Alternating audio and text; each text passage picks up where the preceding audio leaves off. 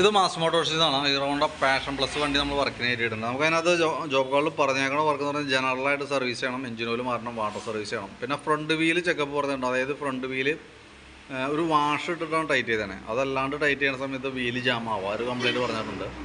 Chain checkup, sound പറഞ്ഞിട്ടുണ്ട്, horn checkup, അതേപോലെ തന്നെ കീ സെറ്റ് കംപ്ലയിൻ്റ് ഉണ്ട്. അപ്പോൾ അതൊന്ന് റെഡിയാക്കണം. സ്പീഡോമീറ്ററിൻ്റെ ഗിയർ സെറ്റ് ചെക്ക് ചെയ്യുക, ഇതൊക്കെയാണ് മെയിനായിട്ട് പറഞ്ഞേക്കണം അവർക്ക് കേട്ടോ.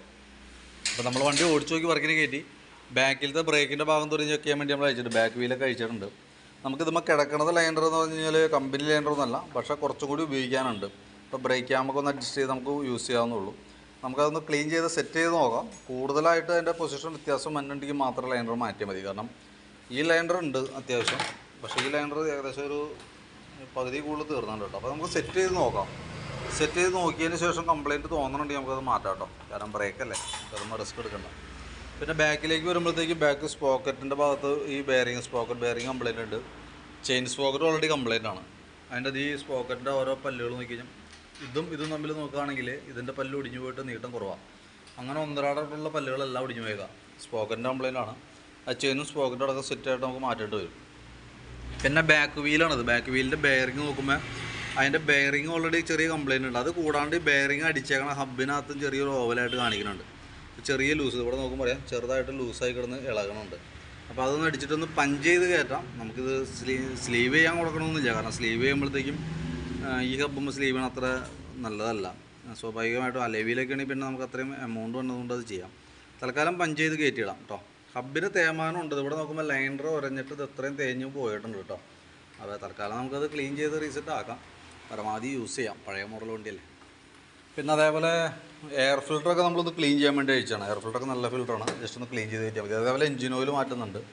കാർബറേറ്ററുമായി ബന്ധപ്പെട്ട് പ്രത്യേകിച്ച് കംപ്ലയിൻസുകളൊന്നും ഇല്ല. ഓവർഫ്ലോ മിസ്സിങ് അങ്ങനത്തെ പ്രശ്നങ്ങളൊന്നും കംപ്ലയിൻ്റ് ആയിട്ട് പറഞ്ഞിട്ടില്ല. നമ്മൾ ഓടിച്ചു നോക്കുമ്പോൾ അങ്ങനെ വേറെ കംപ്ലയിൻ്റ് ആയിട്ടൊന്നും കിട്ടിയിട്ടില്ല. അപ്പോൾ നമ്മളത് ജസ്റ്റ് ഒന്ന് ചെക്ക് ചെയ്ത് പോകുന്നുണ്ട്, വേറെ പ്രോബ്ലം ഒന്നുമില്ല. ഫ്രണ്ടിലേക്ക് വരുമ്പോൾ ഫ്രണ്ടിലാണ് മറ്റേ നമുക്ക് ഓൾറെഡി ഇതിൻ്റെ ഉള്ളിൽ ഈ വാഷ് ഇട്ട് ടൈറ്റ് ചെയ്തിരുന്നത്. കാരണം സാധാരണ അങ്ങനത്തെ ഒരു കംപ്ലയിൻറ്റ് വന്നെന്ന് വെച്ചാൽ ഈ വീലിൻ്റെ ഉള്ളിൽ രണ്ട് ബെയറിങ്ങിൻ്റെ ഇടയിൽ ഒരു ഡിസ്റ്റൻസ് ബുഷ് തന്നെയുണ്ട്.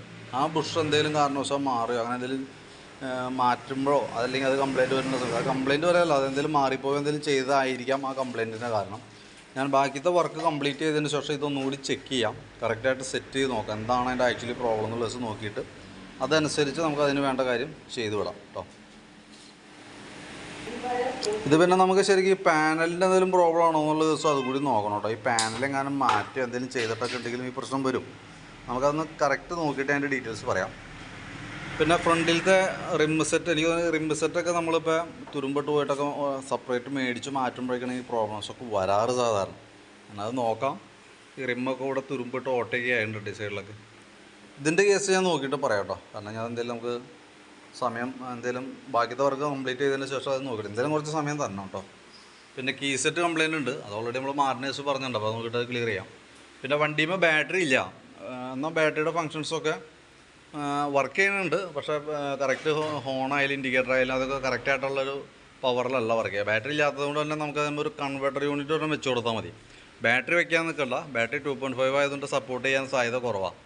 പുതിയത് വെച്ച് കഴിഞ്ഞാൽ ആ ബാറ്ററിയുടെ പവർ കൊണ്ട് അടിക്കും, പക്ഷേ വണ്ടിമേന്ന് കയറുന്ന ചാർജിങ്ങിൻ്റെ അത് ക്ലിയർ ആവാറില്ല സാധാരണ രീതിയിൽ. പക്ഷേ വണ്ടി നമ്മൾ ഒരു കൺവെർട്ടർ യൂണിറ്റ് വയ്ക്കുകയാണെങ്കിൽ വണ്ടി എഞ്ചിൻ സ്റ്റാർട്ടായി കഴിഞ്ഞാൽ അത് സപ്പോർട്ട് ചെയ്തിട്ട് ബാക്കിയത്തെ ഫങ്ഷൻസൊക്കെ വർക്ക് ചെയ്തോളൂ. ആ രീതിയിലേക്ക് നമുക്ക് സെറ്റാക്കി തരാം കേട്ടോ.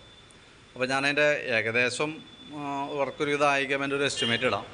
അതിൻ്റെ ഡീറ്റെയിൽസ് നോക്കിയിട്ടൊന്ന് റിപ്ലൈ ഇടാം. അപ്പോൾ അതിനകത്ത് നമുക്ക് അതിൻ്റെ ചെയിൻ സ്പോക്കറ്റൊക്കെ മാറാനുണ്ട്. അപ്പോൾ പ്രത്യക്ഷത്തിൽ ആ ഭാഗം ഉൾപ്പെടുത്തിയിട്ടുള്ളൊരു എസ്റ്റിമേറ്റ് ഞാൻ പറയാം. ഫ്രണ്ടിലത്തെ ഈ വീലുമായി ബന്ധപ്പെട്ട ഒരു കംപ്ലയിൻ്റ് ഉണ്ടല്ലോ, അതിൻ്റെ ഈ എസ്റ്റിമേറ്റിൽ ഉൾപ്പെടുത്തുന്നില്ല. അത് കൃത്യമായിട്ട് നോക്കിയിട്ട് അതിൻ്റെ പ്രോബ്ലം എന്താണെന്ന് വെച്ച് കഴിഞ്ഞാൽ അത് ഞാൻ പിന്നീട് വിളിച്ച് അതിൻ്റെ ഡീറ്റെയിൽസ് പറയാം, എന്താണ് അതിൻ്റെ പ്രോബ്ലം എന്നുള്ളത് നോക്കിയിട്ട് അത് സെറ്റ് ചെയ്ത് നോക്കണം. അതിന് വേണ്ടിയിട്ടാണ് കേട്ടോ. അപ്പോൾ ബാക്കിയത്തെ കീ സെറ്റ് ചെയിൻ സ്പോക്കറ്റൊക്കെ ബാക്കിയത്തെ എല്ലാം ഉൾപ്പെടുത്തിയിട്ടുള്ളൊരു എസ്റ്റിമേറ്റ് തരാം. ഫ്രണ്ട് വീലിന് ഗ്യാപ്പ് വന്നേക്കണം എന്തുകൊണ്ടാണ്, അതിൻ്റെ വാഷൊക്കെ ഇട്ടതിന് ശേഷം വണ്ടി കൊണ്ടുതന്നെ. അപ്പോൾ അതെന്തിൻ്റെ ആണെന്ന് വെച്ച് നോക്കിയതിന് ശേഷം കൃത്യമായിട്ട് അതിൻ്റെ ഡീറ്റെയിൽസ് അപ്ഡേറ്റ് ചെയ്യാം കേട്ടോ.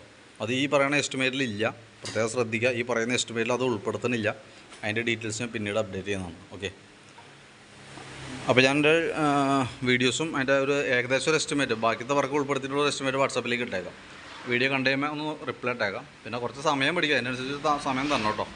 അതനുസരിച്ച് നമുക്ക് ചെയ്യാം. ഓക്കെ.